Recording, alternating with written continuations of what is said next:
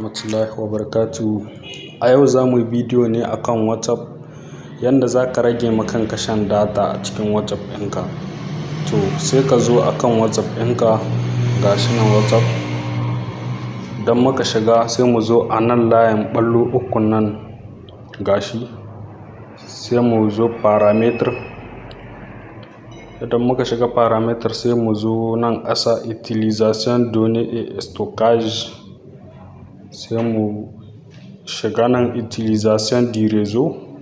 Muna shiga nan zai nuna mana irin wannan taran bula da kuke gani nan, zai nuna idan a wayanka ne wataƙila ba haka zai nuna ba. Ni na riga na shahi dukkanin message yawan cin datan da yake mini.